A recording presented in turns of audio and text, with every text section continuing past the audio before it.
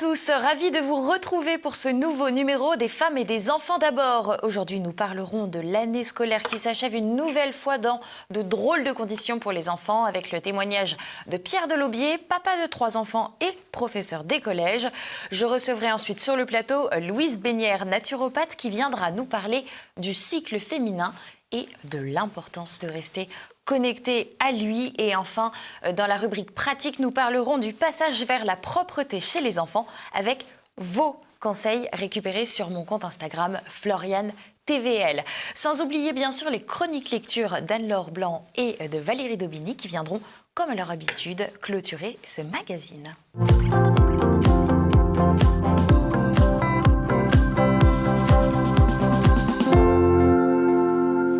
C'est la 2e année consécutive maintenant que les enfants vivent une scolarité en pointillé. Et ce, même depuis la réouverture des classes, car dès lors qu'un cas de Covid est détecté dans l'école, la classe ou la structure ferme immédiatement. Un vrai casse-tête pour les parents qui avaient déjà dû faire cours à leurs enfants en plus du télétravail, mais aussi pour les professeurs qui peinent à boucler les programmes. Des pans entiers de cours qui ne sont pas maîtrisés complètement, des acquis retardés et un suivi complexe. J'ai interrogé Pierre Delaubier, professeur au collège et papa lui aussi de 3 enfants. On l'écoute tout de suite. Pierre Delaubier, cela fait maintenant 2 années scolaires consécutives que la scolarité des enfants est en pointillé. Quel est votre sentiment sur cette scolarité ? Alors, pour moi, elle a quand même des effets très importants. Ça dépend beaucoup de l'âge des enfants, évidemment. Mais je trouve que, bon, autant il y en a, on ne voit pas la différence. Les conditions familiales sont bonnes, etc. Mais il y en a beaucoup. Moi, ce qui m'a le plus chagriné lors du premier confinement, c'est qu'une année scolaire, il y a toute une progression. On s'arrête en plein milieu et en général, c'est la saison, le printemps, où ça repart. Il y a de l'énergie, il y a une petite baisse après Noël et ça repart. Et là, vous avez des élèves, ils ont coulé. Et il a fallu pratiquement tout recommencer à la rentrée suivante. Suite au dernier confinement, les écoles ont rouvert, mais finalement on se rend compte qu'avec le Covid qui continue de courir, les classes continuent de fermer en fin de compte. Oui, alors il y a toute une politique, je ne sais pas pourquoi les lycées sont une semaine sur 2 et pas les classes de 3e et 4e. Alors c'est assez difficile de se prononcer parce que la plupart des mesures sont en fait des foires aux questions. Vous n'avez pas des choses, ça c'est permis, ça c'est autorisé, c'est une foire aux questions, vous devez arbitrer selon votre organisation, vos locaux, etc., etc. Mais je pense que c'est assez perturbant pour les enfants et je pense que également, bon, ça montre aussi le centralisme du système. Mais je trouve que ça fait des situations très perturbantes. Alors vous avez d'abord quand même des mots qui découlent directement du port du masque, etc. Moi j'ai vu des élèves, vous avez beaucoup qui ont des aftes, il y en a beaucoup qui ont pelé du visage, etc., des maux de tête, des nausées, etc., etc. Ce qui me chagrine aussi, c'est que, si vous voulez, dans les écoles, il y a énormément de règlements. On est organisé, les déplacements, tout est un peu réglementé. Et vous rajoutez des tas de règlements, je ne sais pas trop jusqu'à quel point on les respecte. Et dans le fond, moi je pense que d'une manière générale dans l'éducation, avoir des tonnes de règlements qu'on respecte plus ou moins, c'est très mauvais. Je préfère qu'il y en ait peu, mais qu'on les respecte, que ce soit des vraies règles qui veuillent dire quelque chose. Et là, on arrive à un truc où au fond, on oublie tout le temps. Si vous voulez, quand des élèves se battent, ils ne vont pas se battre à 1 mètre. Ils vont se rapprocher, ils vont se taper dessus. Il n'y a pas forcément quelqu'un pour les séparer. Or, est-ce que vraiment c'est une question de vie ou de mort ou est-ce que c'est juste une règle arbitraire ? Vous voyez, c'est un peu bizarre. Et de ça, je pense que c'est aussi très destructeur pour les enfants et pour les enfants évidemment les plus jeunes, surtout. Mais pour les adolescents aussi. Et c'est surtout redoutable parce que ce n'est pas toujours très visible. Moi, je mets beaucoup en garde les parents. Prenez soin de vos enfants, écoutez-les. Il y a des choses qu'ils ne vont pas vous dire parce que ça vient des adultes. Ils veulent être gentils, ils veulent être, ou alors ils sont turbulents. Mais enfin, ils voudraient que la règle, elle veuille dire quelque chose. Et si elle veut rien dire, c'est très destructeur. Le bac et le brevet sont maintenus. Qu'est-ce que vous en pensez, vous, en tant que professeur ? Je dois dire que je trouve que le brevet est un examen inepte dans sa conception. Je trouve que c'est pas plus mal qu'il existe parce que c'est un petit tour d'essai pour les élèves. C'est une motivation pour les élèves de 3e dans une transition. Bon, dans sa conception, il n'est pas très, il n'y a rien dedans et il est un peu inepte. Bon. Pour ce qui est du bac, je dois dire que je ne suis pas un grand partisan du bac. Je pense qu'il serait plus sain que les écoles et les universités recrutent leurs propres élèves avec leurs propres examens, ce qui d'ailleurs finira par se faire. Je me demande un petit peu, on demande toujours un peu ce que veut le gouvernement, puisqu'il ment tout le temps, si l'idée de supprimer le bac ou de le faire éclater en beaucoup de formes différentes, ce qui à mon avis ne serait pas forcément une mauvaise chose, tout dépend comment c'est fait, est un peu derrière tout ça. Je ne sais pas comment ça va tourner, mais dans le fond, on se rend compte, au bout du compte, que cette espèce de grand-messe, d'examen anonyme, etc., quand on ne le fait pas, on s'en passe très bien. Pour l'instant, le gouvernement applique la politique de l'autruche, mais à la lumière de ce témoignage, il y a de quoi anticiper éventuellement des vacances un poil plus studieuses que prévu. On va maintenant passer à la rubrique santé des mamans.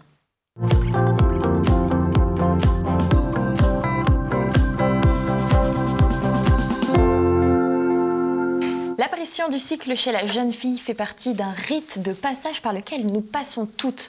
On a nos règles, nos lunes ou nos humeurs, comme certains les appellent. Néanmoins, il reste quelques zones d'ombre dans ce qui se passe réellement dans notre corps. Et c'est encore plus vrai avec la contraception que prescrivent quasiment tous les gynécologues, la pilule. Et pour en parler avec moi, je suis justement avec une naturopathe, Louise Bénière. Bonjour. Bonjour Floriane. Alors vous êtes maman de 2 enfants, le 3e est en route. On adore recevoir des magnifiques mamans, nous. 3 émissions, 3 mamans enceintes sur notre plateau. Et surtout, donc, c'est ce que je disais, vous êtes naturopathe, mais spécialisée particulièrement dans le cycle et dans la fertilité. Alors, est-ce qu'on peut revenir peut-être un peu à la base du cycle de la femme, c'est-à-dire que se passe-t-il dans le corps de la femme pendant 1 mois environ ? Alors déjà, on va reprendre un petit peu, c'est qu'on a 3 âges du féminin, la période de l'enfance où il n'y a pas de cycle, la période féconde où on va avoir effectivement un cycle, où c'est celui dont vous parliez, et puis ensuite il va y avoir la ménopause. Et donc le cycle ne va correspondre qu'à un âge du féminin. Et dans cet âge, les mois vont se succéder sur un rythme d'environ 28 jours plus ou moins. Et au sein de ce cycle de 28 jours, on va avoir différentes phases dites hormonales. Et c'est cette succession d'hormones qui va faire qu'on va avoir nos règles. Et aussi une ovulation.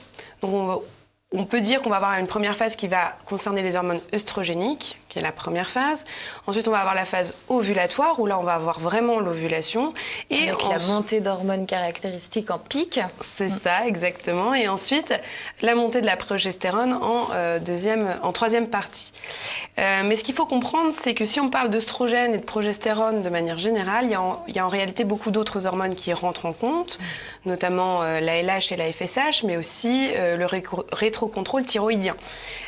Donc, c'est un ensemble complexe, avec un équilibre complexe, et qui définit un petit peu notre santé de manière générale. C'est-à-dire qu'on a un beau cycle quand l'ensemble de l'organisme va bien. Voilà. Alors, justement, quand on prend la pilule, on n'a pas ces cycles-là tels que vous l'avez décrit. Alors non, ce qu'il faut savoir quand même, c'est qu'il y a différents types de pilules aujourd'hui avec une très grande variété, mais l'idée reste toujours la même, c'est d'empêcher une fécondation d'une manière ou d'une autre, c'est-à-dire la rencontre de l'ovule et du spermatozoïde. Et pour ce faire, évidemment, il va y avoir une interférence médicamenteuse, et cette interférence médicamenteuse va jouer sur les hormones soit ovariennes, soit de manière connexe. Et de toute façon, pour la femme, ça signifie qu'on n'aura pas un équilibre régulier, on n'aura pas un cycle qui sera vraiment vécu, et les règles qui vont se produire ne seront pas de réelles règles non plus. Donc en fait, il s'agit d'une castration chimique. Est-ce que vous constatez lors de vos consultations une incidence peut-être de la pilule sur les femmes ou éventuellement sur les hommes ? Alors, ce qu'il faut savoir, c'est que 70% de notre langage n'est pas oral. Donc, on va avoir une grosse part du langage qui va être hormonal. Et donc, de ce même fait, le fait de castrer 50% de la population, ou en tout cas de réduire tout ce qui va être sécrétion hormonale, les signes, va nuire en fait à la communication. Et d'ailleurs, c'est assez courant qu'on ait des gens, des couples, qui disent assez ouvertement, eh bien, quand ma femme a arrêté sa pilule ou quand j'ai arrêté ma pilule, eh bien, on a eu une difficulté de communication avec mon mari ou mon épouse, etc. Donc, quand on rentre dans un projet d'enfant et qu'on arrête sa contraception, ça peut notamment avoir des incidences sur la communication. Après, évidemment, il y a d'autres choses aussi, comme le fait que les hormones sont rejetées dans la nature, qu'elles ne sont pas traitées, et qu'on va les retrouver, on va retrouver les poissons de la Seine qui sont de sexe féminin. On va boire cette eau pleine d'œstrogènes ou de progestérone suivant un petit peu la pilule utilisée. Voilà. Microdosée ou pas, d'une certaine manière, ça se retrouve dans l'eau qu'on boit. Donc, on va avoir un impact environnemental. Donc, on peut s'apercevoir que la pilule a des conséquences à la fois sur notre communication de tous les jours avec l'autre sexe, et puis aussi sur la nature, sur notre environnement. Donc, tout notre écosystème, qu'il soit physiologique, dans la relation à l'autre ou dans l'environnement, est perturbé par cette castration. Donc, c'est pas quelque chose à prendre à la légère. Aujourd'hui, on parle beaucoup plus de maladies assez nouvelles, comme l'endométriose par exemple. Quels sont les signaux inquiétants qu'il faut savoir repérer en tant que femme dans son cycle ? Alors, ce qu'il faut savoir, c'est qu'en naturopathie, donc on n'est pas amené à faire des diagnostics, on n'est pas des médecins, on accompagne en fait des soins allopathiques, donc c'est le médecin qui va diagnostiquer la pathologie. Et en fait, les grilles pathologiques en général sont très strictes, et on peut avoir un dérèglement hormonal, on peut avoir un problème qui n'est pas visible en réalité aux prises de sang ou dans une échographie, etc., mais dont on va ressentir les symptômes. Et pour moi, la première chose qui doit alerter, c'est une souffrance. Aujourd'hui, on a encore trop tendance à considérer qu'une femme qui souffre pendant son cycle, c'est normal. Et en fait, ça ne l'est pas. Et je dirais même que la souffrance n'est pas nécessairement physique. On peut aussi avoir une souffrance psychologique en subissant ses humeurs. C'est pas quelque chose de normal. C'est-à-dire que oui, au sein du cycle, on a une variation, on a un caractère cyclique, mais c'est une meilleure facette de nous-mêmes tous les jours qu'on montre d'une certaine manière. Donc le fait qu'on soit dans un état physique de douleur, ce n'est pas normal, et le fait qu'on soit dans un état physique et émotionnel délicat, les fameux syndromes prémenstruels qui seraient trop importants, avec des idées noires, etc., ça doit inquiéter. Ça doit inquiéter parce que le système en fait féminin, ce cycle féminin, c'est la phase terminale de l'organisme. Donc, si celui-ci commence en fait à décliner, à montrer des signes de faiblesse et de fatigue, c'est qu'en général, il se passe quelque chose en amont dans l'organisme. Et c'est ça qui va être intéressant de voir, de comprendre pourquoi il ne se déroule pas bien. Et souvent, on ne s'en inquiète que quand on est dans des essais bébés, dans des essais de fertilité. Donc moi, je reçois beaucoup de femmes qui cherchent à avoir un beau cycle pour avoir une bonne fécondation et donc à être dans un projet de naissance.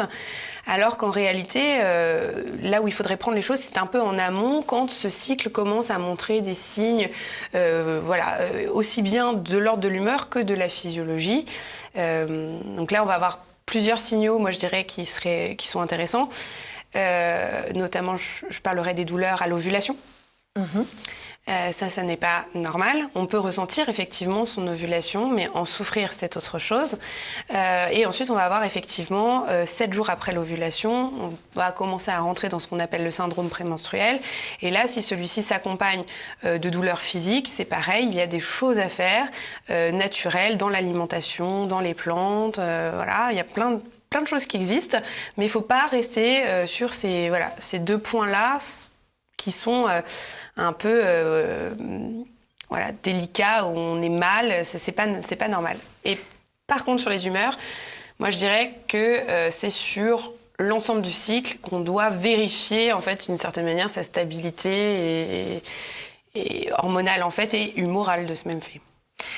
Est-ce que vous avez un petit mot pour conclure, peut-être, pour encourager les femmes aussi à prendre soin d'elles ? Alors, en fait, un cycle qui va bien, c'est une femme qui va bien. Donc, je dirais qu'un cycle qui ne va pas bien, c'est une femme qui ne va pas bien. Donc, moi, je serais vraiment... j'ai envie de dire aux femmes qui nous écoutent de prendre vraiment le temps de s'écouter, elles, dans leur corps et d'accepter de l'aide pour que les choses puissent se dérouler mieux, parce que le cycle qui commence à s'abîmer, c'est le signe de choses qui se dégradent, et c'est dommage parce que ce cycle, c'est notre féminité, c'est notre manière d'être au monde, et quand on a un beau cycle qui va bien avec on redécouvre vraiment ce pouvoir féminin créateur et fécond au-delà en fait de la fertilité et de la grossesse. On restera sur ce message de reconnexion à soi. Merci beaucoup Louise d'avoir été présente sur ce plateau. On espère vous revoir bientôt. Puis en attendant, on vous souhaite une excellente fin de grossesse, bien connectée aussi à votre corps en dehors du cycle, mais qui est dans un autre temps, celui de la maternité. Et maintenant, en tout cas, on va passer à une rubrique pratique. On va parler de la propreté des enfants.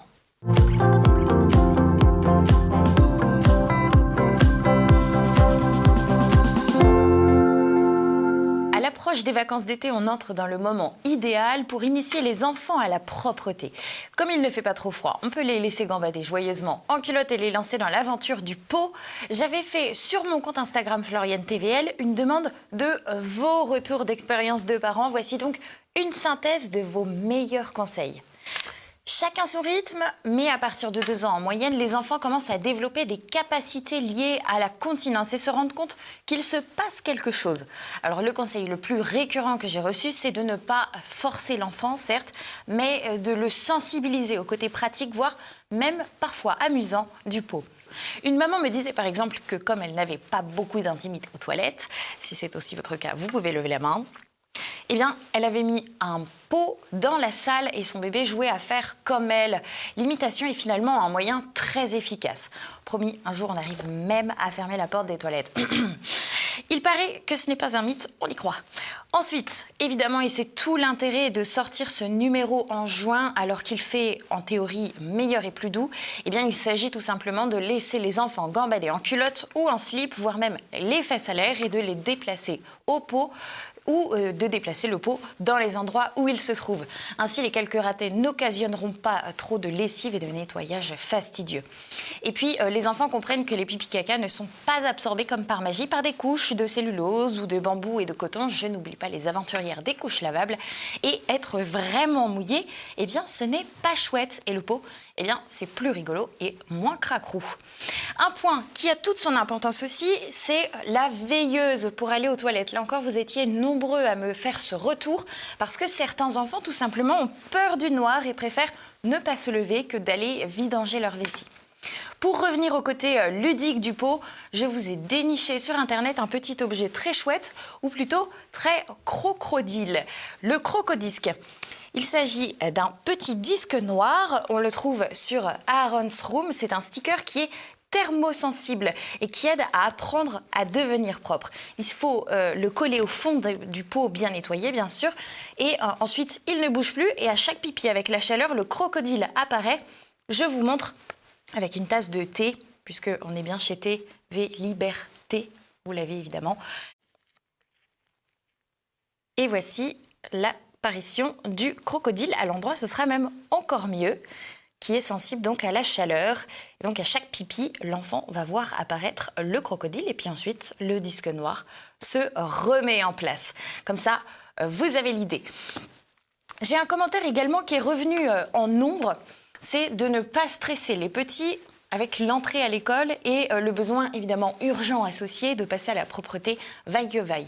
Même si, évidemment, on y pense. C'est facile à dire donc, mais il faut réussir vraiment à faire l'effort de ne pas transmettre son stress ou son énervement à ses enfants. Et dans les super conseils des super pros, vous vous souvenez bien sûr de Gudrun, la directrice de crèche que j'avais eue en interview pour mon tout premier numéro. Je l'ai recontactée pour vous, pour lui demander des conseils et elle vient d'avoir son bébé, ça y est. Alors toutes nos chaleureuses félicitations à elle et à sa petite famille, bien entendu.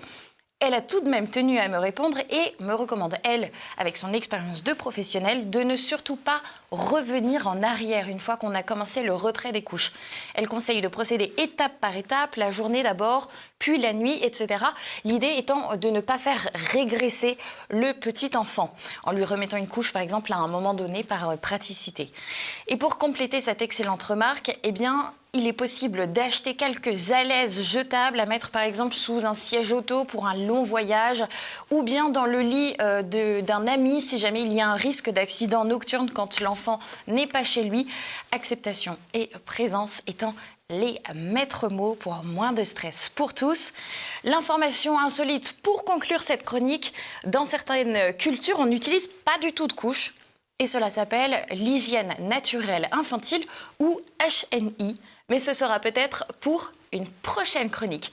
J'espère que celle-ci vous aura plu. J'ai de mon côté beaucoup aimé récolter tous vos témoignages et astuces et je recommencerai donc avec plaisir. Rendez-vous évidemment, je le rappelle encore une fois, sur mon compte Instagram Floriane TVL et n'hésitez pas à me dire également en commentaire si vous aussi vous avez fait comme ça pour le passage à la propreté. On passe maintenant à la sélection lecture d'Anne-Laure Blanc et de Valérie Daubigny avec une sélection de livres qui plairont à toute la famille, des enfants jusqu'aux grands-mères.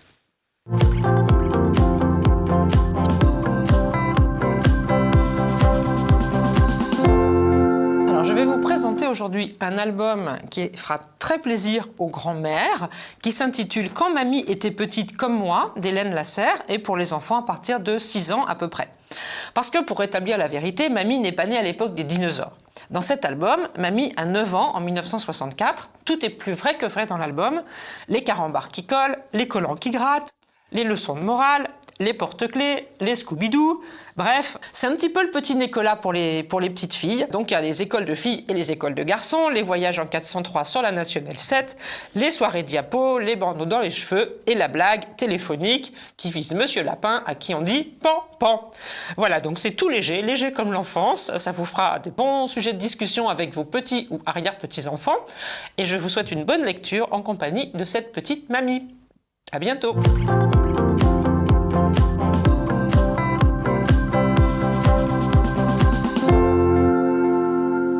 Léon et Gustave au cœur de la mine, un nouveau roman de Sophie de Mullenheim paru chez Fleurus.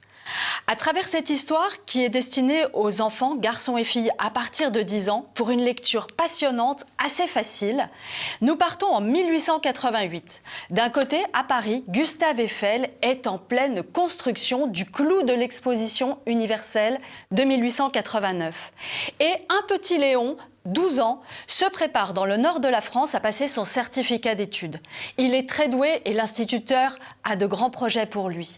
Mais dans la famille où l'on est mineur de père en fils, eh bien le papa attend que son fils ait 12 ans pour qu'il descende avec lui à la mine. On a bien besoin de son salaire. Comment le jeune Léon va-t-il pouvoir rencontrer Gustave Eiffel et réaliser son rêve ?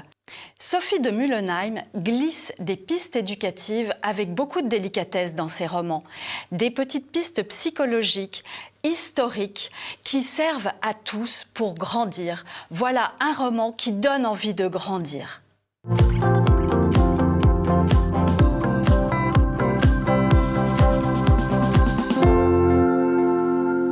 J'espère que ce nouveau numéro des femmes et des enfants d'abord vous aura plu. On se quitte aujourd'hui avec cette illustration de Coucou Pauline qui nous parle de la petite souris, mais quand on est parent à son tour.